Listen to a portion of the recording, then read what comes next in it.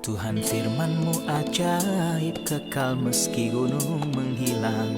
Tiada huruf yang gagal, tak terpatahkan siasat. Hidup seperti-Mu ya Allah, lebih dari emas. Aku bersaksi kitab-Mu, kitab yang suci. Mendengarkan firman-Mu, hibur hati yang luka. Terangilah langkahku kemanapun ku pergi. Biarkanlah firman-Mu berkuasa atasku. Ubahkanku, bebaskanku, ku mau menyenangkan-Mu. Aku mau menyenangkan-Mu. Salam jumpa pemirsa terkasih, saya menyambut Anda sekalian dimanapun Anda berada. Dalam episode yang terbaru, program studi harian kita Semua Kitab Suci. Kita masih mempelajari nubuat Daniel dan kita telah sampai di pasalnya yang ke-6. Untuk memulai, izinkan saya untuk menyambut tamu kehormatan di studio, seorang hamba Tuhan, Saudara Yosef Riyad. Selamat datang, Saudara Yosef. Terima kasih, Saudara Riyad. Kami juga menyambut hadirin di studio, selamat datang. Pemirsa terkasih, kita akan segera memulai pembahasan sesaat lagi, tetaplah bersama kami.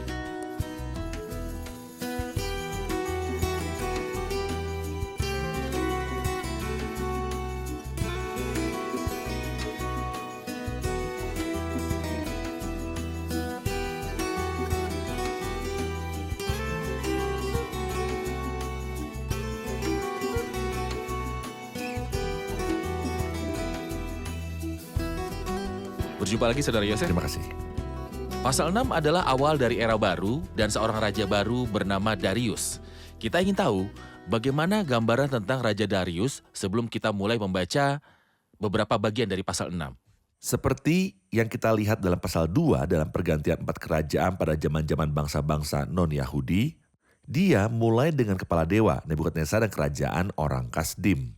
Tetapi dia diberitahu bahwa setelah dia akan datang kerajaan kedua, yaitu kerajaan Media dan Persia.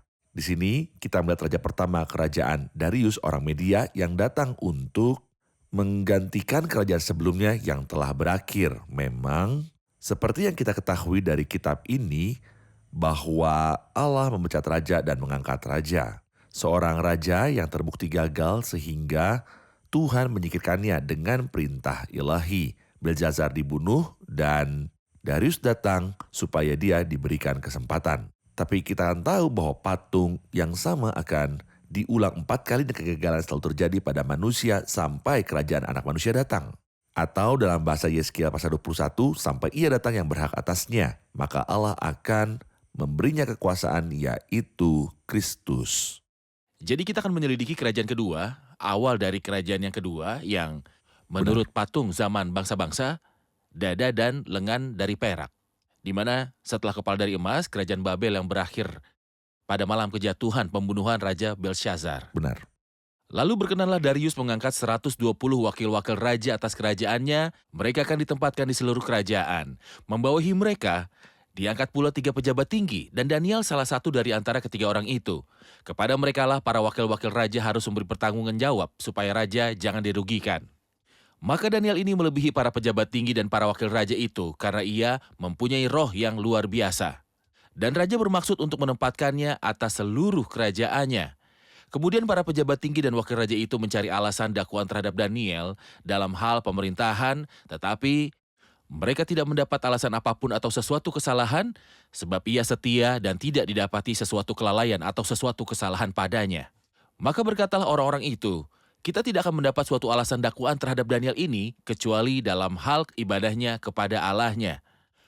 Kemudian bergegas-gegaslah para pejabat tinggi dan wakil raja itu menghadap raja serta berkata kepadanya, "Ya Raja Darius, kekalah hidup tuanku. Semua pejabat tinggi kerajaan ini, semua penguasa dan wakil raja, para menteri dan bupati telah mufakat supaya dikeluarkan kiranya suatu ketetapan raja yang ditetapkan, suatu larangan agar barang siapa yang dalam 30 hari menyampaikan permohonan kepada salah satu dewa atau manusia selain kepada tuanku ya Raja, maka ia akan dilemparkan ke dalam gua singa. Oleh sebab itu ya Raja, keluarkanlah larangan itu dan buatlah suatu surat perintah yang tidak dapat diubah menurut undang-undang orang Media dan Persia yang tidak dapat dicabut kembali." Sebab itu Raja Darius membuat surat perintah dengan larangan itu. Darius mengangkat 120 wakil-wakil raja atas kerajaannya dan membawahi mereka diangkat pula 3 pejabat tinggi, salah satunya Daniel. Namun Daniel melebihi mereka, jadi mereka benci dan iri padanya. Mohon ceritakan tentang keunggulan Daniel di seluruh kerajaan dan di seluruh rezim yang berbeda. Tentu saja saya melihat Daniel adalah orang yang terhormat. Sejak awal pasal 1 ketika dia masih muda, dia adalah salah satu dari orang muda yang tidak ada sesuatu yang celah. Sesungguhnya di mata Allah dia adalah seorang pria yang tidak bercelah. Dia berbakti, setia, dia mengenal hukum sehingga dia berpegang pada hukum Allahnya. Tapi dia dicemburui. Orang bijak berkata, siapa dapat tahan terhadap cemburu? Saya melihat ini adalah cerita yang sangat lama. Itu disebut dalam Daniel 6, tetapi kita baca dalam Kejadian pasal yang ketiga. Ketika Allah menyatakan seorang wakil bupati di bumi, atau seseorang yang mewakili dia di bumi, yaitu Adam, setan iri kepadanya. Karena pertama, setan merasa dia lebih unggul dari manusia yang terbuat dari debu. Lalu bagaimana manusia bisa mewakili Allah? Di mana posisi aku, jadi setan ini, iri pada Adam dan membuatnya jatuh. Kita juga melihat di sini orang-orang yang berpikir kami adalah penduduk asli. Maka orang ini pendatang, tidak seagama dengan kita, akan menjadi gubernur atas kita. Jadi mereka iri kepadanya. Tetapi pada kenyataannya, jika setan bisa membuat Adam jatuh, pria baik ini yang adalah Daniel setia kepada Allah. Terlebih dahulu dan kemudian kepada raja. Mereka tidak dapat menemukan apapun untuk menyalahkannya kecuali mengenai hukum Allahnya. Saudara Yosef, sejarah Putih Cemerlang dan perilaku baik mengatupkan mulut lawan-lawan yang mencari kehidupan seseorang yang seperti itu. Dia memiliki begitu banyak tanggung jawab tetapi tidak ada kesalahan yang dapat ditemukan dalam dirinya. Mereka tidak dapat menemukan jalan keluar atau pintu masuk kepadanya untuk membawanya keluar. Mohon ceritakan tentang keutuhan kehidupan dan perilaku Putih Cemerlang. Bagaimana ini menutup pintu masuk di depan musuh mereka. Tampaknya tidak hanya perilakunya baik, tetapi juga perilaku mereka buruk. Dan kita diberitahu di sini sebuah kata yang telah Anda baca, kepada mereka lah para wakil-wakil raja harus memberi pertanggungjawab supaya raja jangan dirugikan. Apa yang kita pahami dari pernyataan seperti itu? Bahwa mereka adalah pencuri. Iya. Mereka tidak menyukai seorang yang setia seperti itu, persis seperti zaman sekarang. Ketika Anda membaca tentang korupsi, di antara mereka yang berada di atas, di antara para menteri kadang-kadang, manajer umum perusahaan kadang-kadang, di negeri kita dan negara lain berkali-kali kita membaca tentang itu. Jadi Raja Darius membentuk agen akuntannya untuk meninjau akun-akun. Dia mempekerjakan 3 orang, tapi 2 lainnya tampaknya bersedia menerima suap dan membiarkan semuanya berlalu. Tapi Daniel tidak. Dia setia. Jadi, tidak akan ada gunanya dengan pria ini kecuali menyingkirkannya. Secara brutal mereka berkomplot melawan orang tua terhormat yang setia, yaitu Daniel, untuk membunuhnya dalam kematian yang mengerikan ini, untuk melemparkannya ke singa-singa yang lapar. Tapi kita akan melihat di akhir pasal ini bagaimana Allah menghormatinya. Bagaimana mereka ingin menjebaknya terjebak dalam perangkap yang sama. Apa rencana jahat itu? Izinkan saya menyebutnya rencana jahat setan yang ingin membuat mereka melawan Daniel. Faktanya tampaknya Darius adalah seorang menyedihkan bahwa mereka adalah raja-raja yang menguasai dunia. Orang sepele seperti itu, ya sepertinya begitu. Mereka menipunya begitu saja. Mereka menipu dia. Kami memiliki sebuah pernyataan yang artinya mereka membodohinya atau membuatnya tampak bodoh. Sayangnya ini yang terjadi di sini. Mereka berkata kepadanya, ya raja, ketika mereka bergegas berkumpul, karena kata ini diulang. Kata bergegas atau berkumpul 3 kali, ayat 6, bergegas berkumpul. Lalu dalam ayat 11, bergegas berkumpul. Dan sekali lagi di ayat 15, bergegas berkumpul. 3 kali mereka berkumpul. Mereka mencari-cari sesuatu untuk melawan orang yang bersih seperti salju ini. Mereka berkata, kita tidak akan mendapatkan satu alasan dakwaan terhadap Daniel ini kecuali dalam hal ibadahnya kepada Allahnya. Dia adalah orang yang suka berdoa. Maka mereka pergi kepada Darius dan berkata kepadanya, ya raja, kami punya sebuah saran. Raja menyukai saran itu, tuanku akan menjadi dewa selama 30 hari. Tapi dia terbukti sebagai dewa palsu, bukan dewa, karena dia tidak dapat menjawab doa siapapun yang berseru. Dia bahkan tidak bisa melaksanakan permintaannya sendiri. Dia sendiri memiliki keinginan yang tidak bisa dia lakukan. Ini adalah ilah palsu yang ditahbiskan oleh manusia atau dari dirinya sendiri. Tetapi ada seorang Allah. Itulah sebabnya Allah palsu ini mengakui Allah yang benar. Daniel, Allahmu yang kau sembah dengan tekun telah sangguplah ia melepaskan engkau dari singa-singa itu. Aku telah gagal. Aku tidak bisa melepaskan kamu. Apakah Allahmu yang benar mampu menyelamatkanmu? Dan jawabannya adalah tentu saja. Jadi plot jahatnya adalah mereka mengatakan Darius adalah dewa selama 30 hari, Benar. lalu siapapun yang menyampaikan permohonan kepada dewa lain akan dilemparkan ke dalam gua singa. Mereka menulis perintah ini dan membuat Darius menandatangininya. Siapa yang akan menolak untuk menjadi dewa selama 30 hari? Mengapa mereka memilih ini secara khusus? Saya pikir mereka menempatkan Daniel di bawah pengawasan di dalam dan di luar tempat kerja. Mereka melihatnya di tempat kerja, tidak salah. Oke, tapi di luar itu dia berdoa 3 kali. Mereka setuju, oke ini adalah kesempatan kita. Ia berdoa 3 kali seperti disebut dalam Mazmur 55. Di waktu petang, pagi dan tengah hari aku berdoa. Daud berdoa 3 kali dan begitu juga Daud melakukannya 3 kali. Sebagaimana kebiasaan dalam perjanjian lama. Di dalam perjanjian baru tentunya manusia harus selalu berdoa dengan tidak jemu-jemu. Kita tidak punya pemilihan waktu untuk berdoa, doa-doa tertentu, tapi doa harus dipanjatkan sepanjang waktu. Dan persekutuan dengan Tuhan harus selalu ada. Tapi di sini orang itu berdoa 3 kali sehari. Mereka berkata, kita akan berdoa tanpa doa selama 30 Benar. hari. Agar memiliki 90 peluang melawannya untuk sungguh-sungguh menangkapnya, untuk menghakiminya, menangkap basah.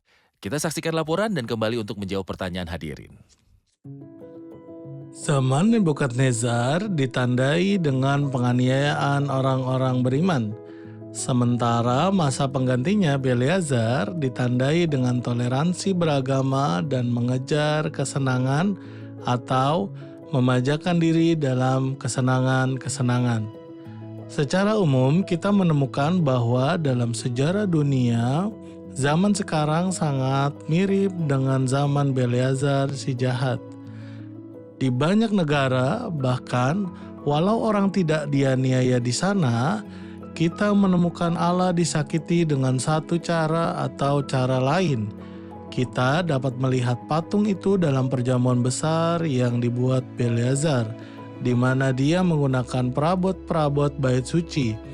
Belshazzar yang malang dengan orang-orangnya yang hebat berada dalam keamanan palsu, dan seperti dia ada jutaan orang di masa kini. Pertanyaan saya, Saudara Ayat, adalah undang-undang orang Media dan Persia yang tidak dapat dicabut kembali. Apakah undang-undang Media dan Persia mengapa tidak bisa berubah?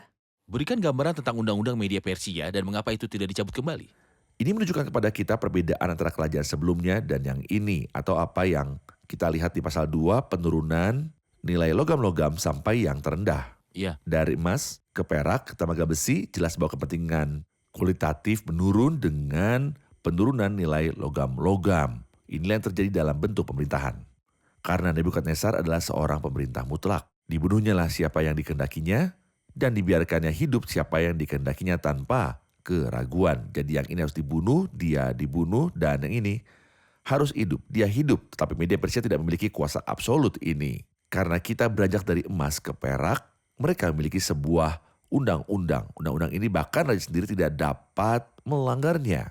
Ketika kita mencapai kerajaan ketiga, itu lebih kecil.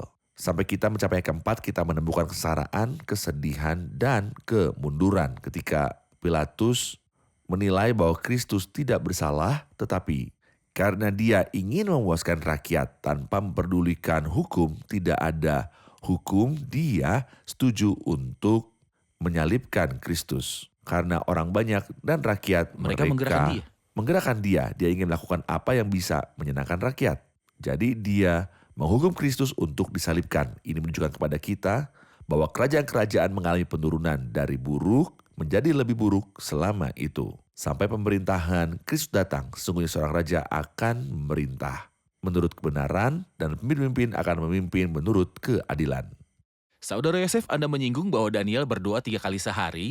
Ini jelas dari ayat-ayat yang akan datang mulai dari ayat 10.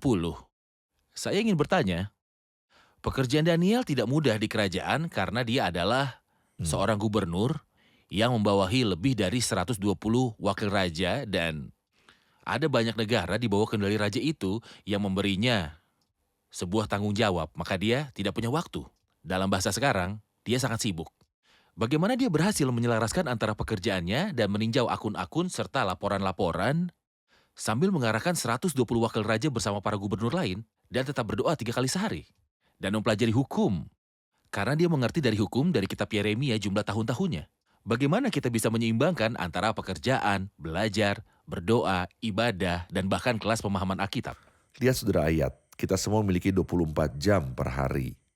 Tetapi tidak semua dari kita mengatur prioritas kita dengan benar. Kristus berkata, carilah dahulu kerajaan Allah dan kebenarannya, maka semuanya itu akan ditambahkan kepadamu.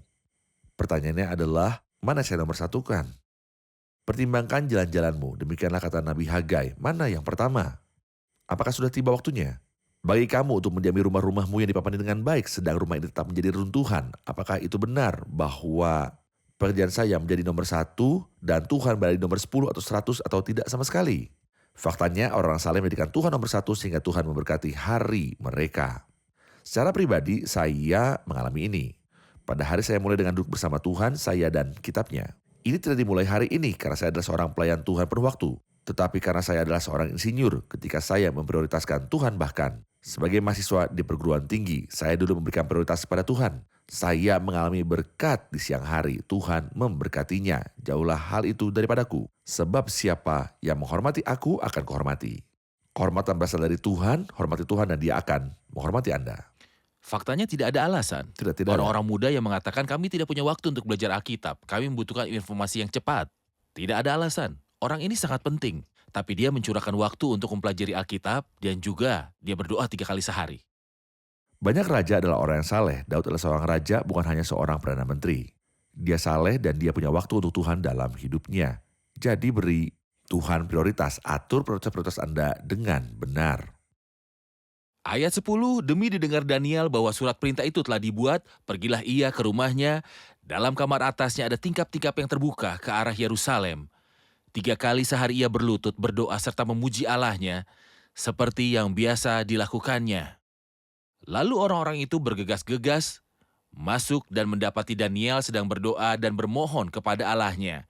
Kemudian mereka menghadap raja dan menanyakan kepadanya tentang larangan dari raja. Bukankah Tuanku mengeluarkan suatu larangan supaya setiap orang yang dalam 30 hari menyampaikan permohonan kepada salah satu dewa atau manusia, kecuali kepada Tuanku ya raja, akan dilemparkan ke dalam gua singa? Jawab raja, perkara ini telah pasti menurut undang-undang orang Media dan Persia yang tidak dapat dicabut kembali. Lalu kata mereka kepada raja, Daniel, salah seorang buangan dari Yehuda tidak mengindahkan Tuanku ya raja dan tidak mengindahkan larangan yang Tuanku keluarkan. Tetapi 3 kali sehari ia mengucapkan doanya. Setelah raja mendengar hal itu, maka sangat sedihlah ia dan ia mencari jalan untuk melepaskan Daniel. Bahkan sampai matahari terbenam ia masih berusaha untuk menolongnya. Lalu bergegas-gegaslah orang-orang itu menghadap raja. Serta berkata kepadanya, ketahuilah ya raja, bahwa menurut undang-undang orang Media dan Persia, tidak ada larangan atau penetapan yang dikeluarkan raja yang dapat diubah. Mohon berikan gambaran tentang rencananya. Bagaimana mereka bisa hampir melaksanakan persekongkolan mereka saat Daniel sedang berdoa. Daniel tidak mengubah kebiasaannya karena dia merasa bahwa jika dia mengubah apapun yang bisa dilakukan itu akan menjadi pengkhianatan kepada Allah. Jadi sekarang ketika Daniel tahu bahwa tulisan itu ditandatangani, dia melakukan apa yang biasa dilakukan sebelumnya. Kita diberitahu, pergilah ia ke rumahnya, dalam kamar atasnya ada tingkap-tingkap yang terbuka ke arah Yerusalem. 3 kali sehari ia berlutut seperti yang biasa dilakukannya. Jika dia menghentikan ini, itu akan menjadi pengkhianatan kepada Allah. Jadi dia tidak menantang mereka dengan membuka jendela, tapi dia biasa membuka jendela, dia biasa melakukan itu.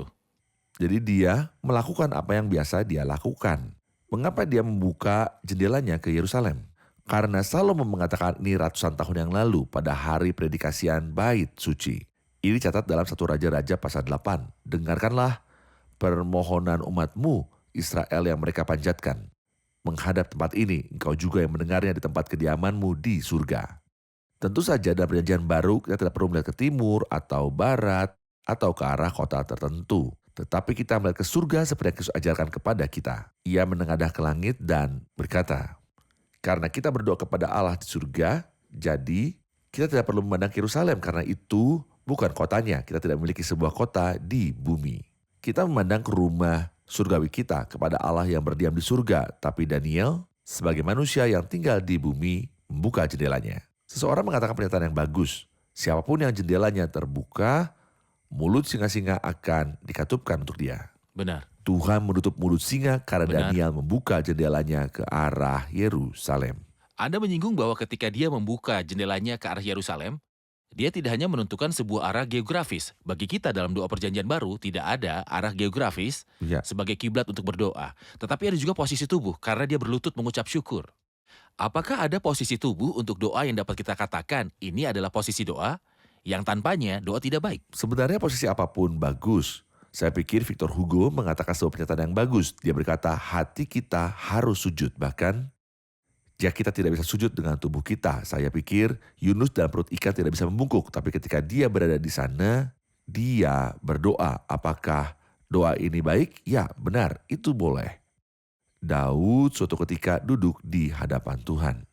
Kristus berkata, setiap kali kamu berdiri berdoa, lalu ada orang yang berdoa sambil berdiri, yang lain berdoa sambil duduk. Di sini kita melihat doa sambil membungkuk. Tentu saja ini adalah posisi yang baik bagi siapa saja yang bisa melakukannya. Kita ingat Rasul Paulus ketika dia mengucapkan selamat tinggal kepada para penatua atau pendeta di Efesus, dia membungkuk bersama mereka Iya. dan berdoa. Kita tidak melupakan model kita, Kristus. Berkali-kali seperti yang dia lakukan di Getsemani, dia bersujud untuk berdoa. Ini adalah posisi yang nyaman. Tapi saya ingin mengatakan itu tidak harus atau tanpanya Tuhan tidak akan mendengar doa kita. Tuhan menginginkan hati kita dalam kondisi hormat dan pendudukan diri kepadanya. Jika kita bisa melakukannya dengan tubuh kita, itu baik. Jika tidak, setidaknya hati tunduk dan menundukkan diri. Benar, terima kasih. Mari kita ambil pertanyaan dari hadirin. Saya punya pertanyaan, raja mengarahkan hatinya pada Daniel dan mengasihinya meskipun dia adalah raja dan dapat melakukan apa saja, mengapa dia tidak melakukan apapun untuk membebaskan Daniel? Silakan Saudara Yosef. Pertama, mengapa dia takut kalau Daniel terluka? Dia adalah satu-satunya orang yang bersih di kerajaan, sisanya disuap dan pencuri. Jadi dia ingin menyelamatkannya, tapi mengapa dia tidak melakukannya? Karena masalahnya adalah bahwa undang-undang di Media dan Persia tidak dapat dicabut, jadi dikendalikan oleh undang-undang. Di sini kita membandingkan antara undang-undang yang tidak adil yang Raja Darius ini perintahkan dan kita tidak dapat menyelamatkan orang yang tidak bersalah menurut undang-undang itu. Yang dia yakin jutaan persen bahwa dia tidak bersalah. Dia bukan sekedar raja Saudara Yosef, dia adalah dewa. Bukankah begitu? Bukankah begitu? Izinkan saya Dia adalah mengatakan dewa yang adalah tidak tahu harus berbuat apa. Sementara ada kasus lain yang disampaikan kepada Kristus dan menurut hukum Allah yang memang tidak dapat dicabut, perempuan itu tertangkap basah dalam tindakan itu. Tidak ada yang bisa menyelamatkannya. Bagaimana menyelamatkannya? Unsur-unsur kejahatan. Unsur-unsur kejahatan jelas, hukum itu adalah hukum Allah. Apakah Kristus mampu menyelamatkannya? Baca Yohanes 8 di mana Anda melihat keajaiban dari segala keajaiban. Kristus, bagi dia segala kemuliaan tidak terlempar dia dengan batu. Dia membuat semua penduduk pergi dengan malu. Dialah yang bisa melempari dia, tetapi dia berkata kepadanya, aku tidak datang untuk melempari kamu. Aku datang untuk menanggung hukumanmu. Dia naik kayu salib untuk menanggung dosa-dosanya dan dosa-dosa semua orang yang bertobat. Dia berkata kepadanya kata-kata yang indah ini, pergilah dan jangan berbuat dosa lagi. Sungguh perbedaan besar antara dewa palsu di sini dan Allah yang benar ketika dia menjadi manusia dan tinggal di antara kita. Dia datang untuk melakukan apa? Demi mereka yang tidak memiliki harapan sedikit pun dalam keselamatan. Dia dapat menyelamatkan mereka ketika dia menanggung hukuman sebagai pengganti mereka. Lalu dewa ini atau raja ini ingin menyelamatkan dirinya sendiri sehingga dia mengorbankan Daniel. Ya, Tapi terpujilah namanya, Allah kita yang besar, mengorbankan dirinya untuk menyelamatkan kita dan tidak melanggar hukum. seseorang berkata di dalam Daud, Anda melihat bahwa dia tidak menghukum anaknya Absalom karena dia condong ke arah kasih. Di sini kita menemukan raja condong ke arah hukum atau undang-undang. Tetapi kapan kasih dan hukum dapat Di dalam bersatu? salib Kristus. Hanya dalam salib Kristus. Benar. Terima kasih, kita telah di akhir episode. Mari rangkum episode ini bersama hadirin.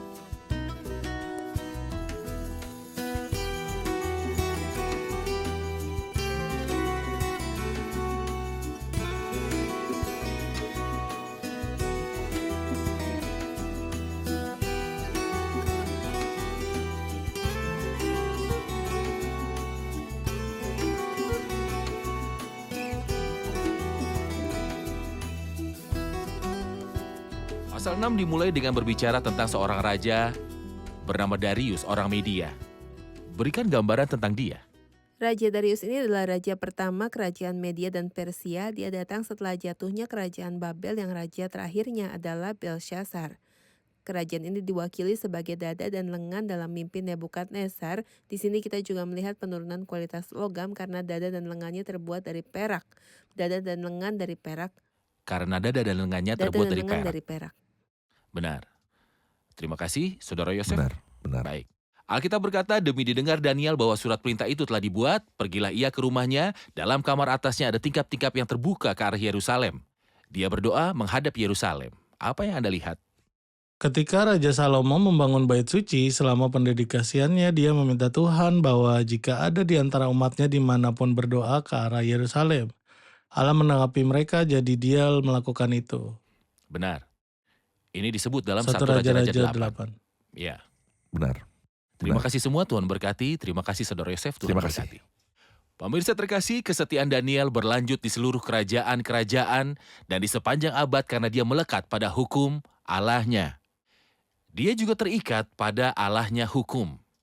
Kemelekatannya pada Allahnya hukum dan hukum Allahnya membuatnya menjadi pribadi yang sangat istimewa, sehingga sejarahnya putih cemerlang. Semua musuh mencoba menemukan sesuatu yang salah dalam perilakunya untuk melawannya, tetapi mereka tidak bisa.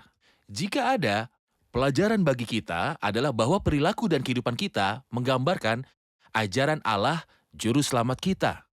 Ketika Anda dekat dengan hukum Allah, ketika Anda dekat dengan Alkitab setiap hari, Alkitab akan mengatur hidup Anda.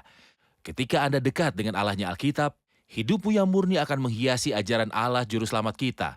Sehingga semua orang yang melihat tingkah laku kita yang baik akan memuliakan Bapa kita yang ada di sorga. Pemirsa, perilaku yang baik adalah modal kita di bumi. Suatu hari ketika kita berdiri di hadapan tahta Kristus, kita akan menerima upah atas semua motif, layanan, dan perilaku baik kita yang dengannya kita memuliakan nama Tuhan Yesus Kristus. Saya akan menjumpai Anda kembali di episode berikutnya untuk mengetahui apa yang terjadi pada Daniel, bagaimana kelanjutannya, bagaimana dia dilemparkan ke gua singa, bagaimana Allah campur tangan untuk menyelamatkannya. Kita akan mengetahuinya di episode selanjutnya. Kiranya Tuhan besertamu.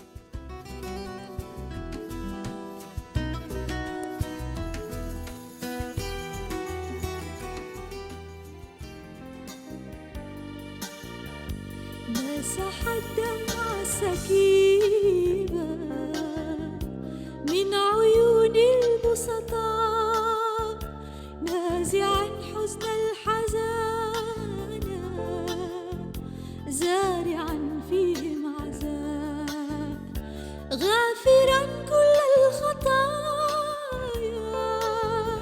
شافيا من فيه داء رافعا كل البلايا دافعا كل الشقاء رافعا كل البلايا دافعا كل الشقاء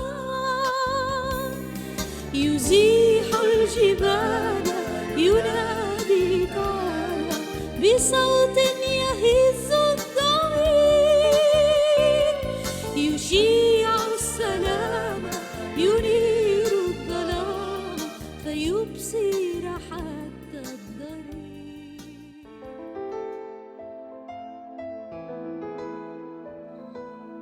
Tuhan firman-Mu ajaib, kekal meski gunung menghilang.